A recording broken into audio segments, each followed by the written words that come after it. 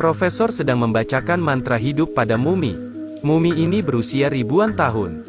Tetapi, ritualnya sudah setengah jalan. Sang profesor tiba-tiba jatuh ke tanah dan meninggal. Seketika cacat dari dokter untuk menghidupkan kembali Firaun. Berarti tidak mungkin dia bisa menghidupkan kembali. Tepat pada saat itu, mumi itu bergerak tiba-tiba. Adele masih sangat tenang. Setelah menutup pintu lemari, dia masih tidak lupa untuk meminta maaf. Adela, dia tidak mengatakan apa-apa. Biarkan aku mempersiapkannya. Kemudian mumi datang di depan saudara perempuannya dan bertanya siapa dia. Kedua gadis itu mereka terlihat sangat mirip. Itu saudara perempuan saya. Ayah pikir keterampilan medisnya sangat agung, sehingga dia pasti dapat menyembuhkan penyakitnya. Meskipun saya memiliki sedikit bakat, tapi sayangnya ini bukan keahlian saya. Apa-apaan ini? Anda bukan seorang dokter.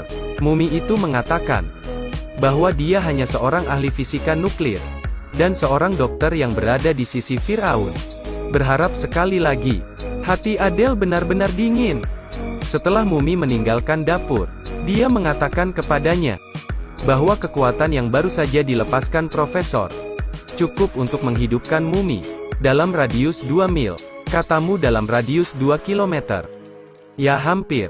Adele tiba-tiba mengira mumi Firaun itu ditaruh di museum terdekat. Jadi dokter Firaun pasti ada di sana. Harapannya menyala lagi.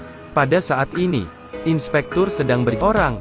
Tapi, dia nomor satu dalam hal mencoba membunuh orang. Mereka menemukan layar Firaun. Sehingga Adele mulai bertanya satu persatu. Apakah Anda seorang dokter? Meminta semua mumi. Tetapi, masih tidak bisa menemukan dokter.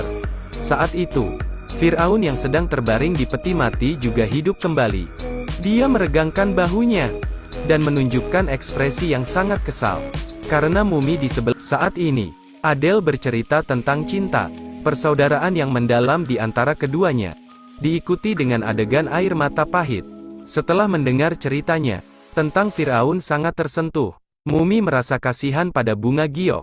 Jadi yang mendatanginya dan memeluknya dengan hangat. Firaun sangat tersentuh olehnya. Dokter meletakkan saudara perempuannya di atas peti mati.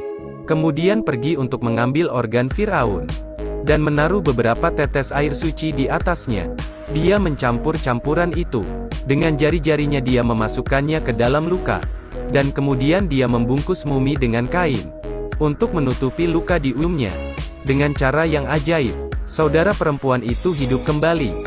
Adele memeluk saudara perempuannya. Dengan gembira batu di pangkuannya akhirnya bangun.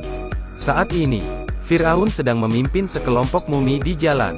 Ketika dia bertemu dengan inspektur yang baru saja bangun, dia takut untuk cepat pergi ke Sungai Nil.